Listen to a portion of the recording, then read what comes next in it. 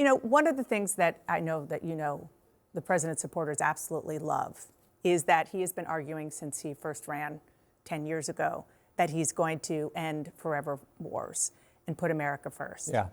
Now he says he's running Venezuela. He's totally open to putting boots back on the ground there.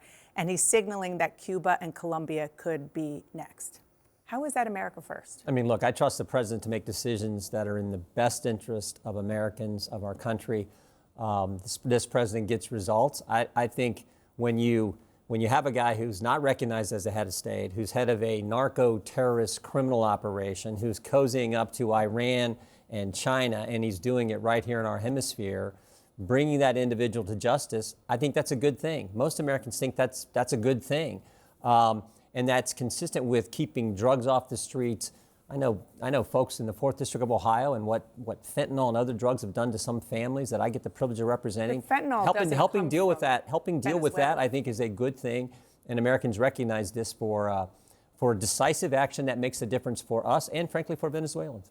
Right. You know, fentanyl doesn't come from Venezuela. And there's definitely... Cozying up to China and Iran, which are part of that, certainly does. But again, cozying up to China and Iran, talking about what matters on the world stage, is different from what most people who voted for Donald Trump heard him say, which is, I'm going to focus on Americans, I'm going to focus on groceries, I'm going to put American dollars. And President Trump has done that. President Trump said he'd cut taxes, he did. President Trump said he'd secure the border, he did. President Trump said he'd get men out of women's sports, he did. President Trump has said he'd lower gas prices, he did. President Trump said he'd make sure Iran did get nuclear capability, he did. But he did all those things in 1 year's time.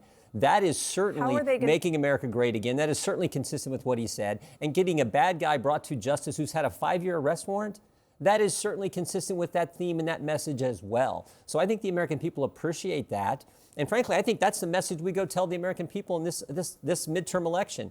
President Trump and Republicans did what we said we would do. How are they going to feel about the fact that the president said that America is committed to rebuilding Venezuela, particularly the oil fields, spending money to do that? Well, again, I think Americans recognize when that country took assets that belong to American companies, that's wrong. That's all President Trump is saying is going to change in the future relative to oil. I think that makes sense. They took property from American companies. That makes sense that there's going to be some kind of compensation, some kind of reckoning for that.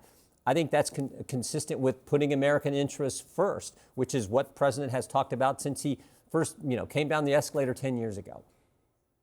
But he's also not ruling out putting boots back on the ground in Venezuela. He said that we, the United States, the people behind him at the time yesterday were the people in charge of the State Department, the Defense Department, and the chairman of the Joint Chiefs are now in charge of Venezuela. That is definitely not what people thought he meant when he said America first. Again, we'll see. We don't know what that exactly means. What we do know is President Trump's track record of getting results is, I think, stellar. I mean, why do you think Hamas released the hostages back to Israel? Because President Trump took out Iran's nuclear capabilities. Why do you think that we got the Abraham Accords in his first term? Yeah. Because he kept his word and put the embassy in Jerusalem. Why do you think European countries are now giving more to NATO? Because President Trump made it happen. There's no question that the Maduro mission was successful. But the question is, what's next? And what is the American... And what I'm saying is we'll see, but I trust this administration. Taxpayer on the hook I trust Secretary Rubio. I trust Secretary Hicks. I trust President Trump in his making decisions that, again, are in the best interest of the American people. And frankly, I trust our military. I mean, this operation, the courage, the precision of this operation, truly amazing. God bless them, and God bless the Commander-in-Chief who takes decisive action. The military is extraordinary. Military does missions like this in a way that is just mind-boggling. Again, it's not about the military, it's about the government in Venezuela ahead of time. I do want to ask more about kind of what the president's mindset is with regard to policy right now. He explicitly redefined America First in his press conference yesterday.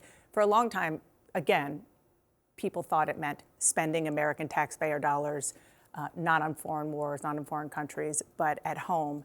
Now he says he's enacting a new strategy where, quote, American dominance in the Western Hemisphere will never be questioned again.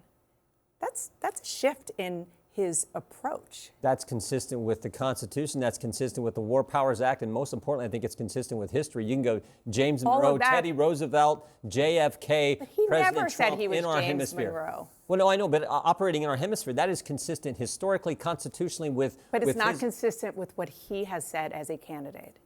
I think Americans appreciate a commander-in-chief who demonstrates strength, shows strength, and takes decisive action. Think about, contrast the president's actions. What took place 2 days ago? What took place with Midnight Hammer when he stopped Iran? Contrast that with the previous administration. Contrast that with Joe Biden led a Chinese spy balloon fly clear across the country and then shot it down. Do you think President Trump would allow that? I think the American people appreciate the fact that he demonstrates strength and he takes decisive action for the benefit of Americans. You talk about drugs, and here is something that President Trump did. After the former president of Honduras went through the American judicial process, was found guilty, was sentenced for a whole bunch of really bad things with regard to sending drugs into the U.S., poisoning American children, as you would say. The president pardoned him. How is that consistent with going in? The president's clear about this, I think, in his press conference.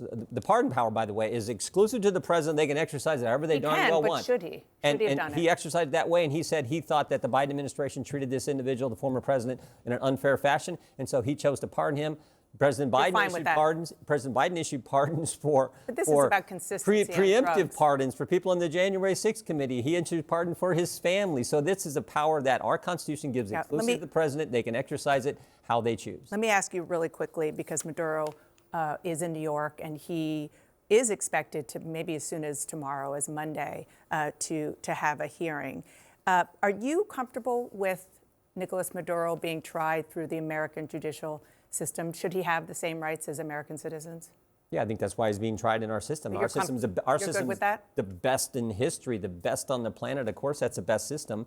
And that's where the indictment, the 5-year arrest warrant, came from the Southern District of New York. Jay Clayton signed I read the indictment yesterday, 25 pages. This guy's engaged in all kinds of bad behavior, had a 5-year arrest warrant, was not recognized as the head of the state, ran a narco-terrorist criminal operation, and was cozying up to Iran and China, and he was doing it in our hemisphere, which is just wrong. And so the idea that he's now being brought to justice, I think, is a darn good thing. And I think most Americans see it that way. And they appreciate the decisive action from their commander-in-chief, our president, President Trump, as particularly contrasted with what we saw from Joe Biden, who let a Chinese spy balloon fly clear across the country before he even shot it down. I think you would have shot it down before it went across the country, and I know President Trump would have.